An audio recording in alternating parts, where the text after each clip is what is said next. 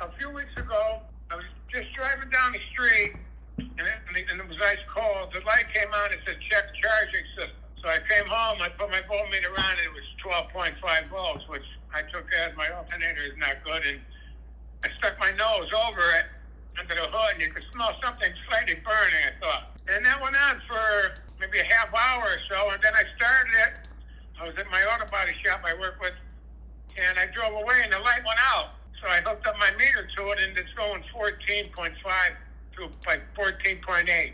Okay. The alternator's jumping around the voltage, but it's working, and there's no other lights or anything going on.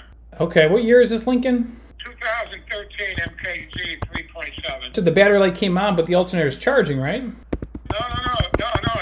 While it was running, I was still getting 12.5 volts. Oh. When it checked the charging system.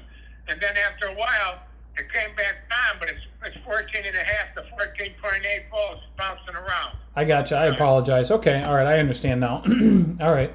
So have you checked for codes in the computer? Yeah. Well, I have a code on my catalyst, but that's nothing to do with nothing else. That's all I have. Did you plug into the computer system? Yeah, I have a cheap diagnostic that I plugged in. Okay. And what did it say? It didn't really take wrong with the charging system at all.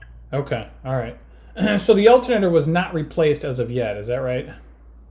That is correct. I bought a new one, and I have it sitting right here. I bought a good one too, a Remy, so I'm not going to have any problems, hopefully, when I put it in. All right. Well, yeah, based on what you're telling me, it sounds like the alternator itself is bad. Now, you could do a good visual inspection of the wiring that goes to and from the alternator. And if that checks out good, you probably just have an issue with that alternator. Ford has something they call a wiggle test. You can actually just wiggle the harness while the engine's running, going up to that component and see if that makes a difference, to see if the problem's in the wiring. I will say this, I do see in the diagram, I do see a generator current sensor. It says on alternator, on generator.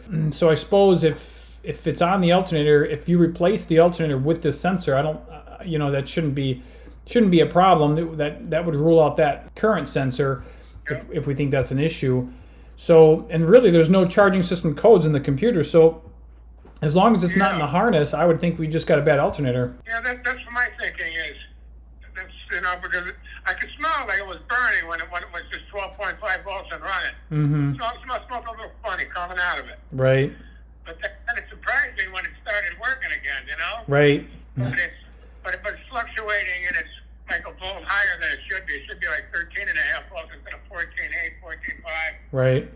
Right? You'll burn out your battery. And do I have to take the air conditioning compressor off? To replace the alternator? Yeah.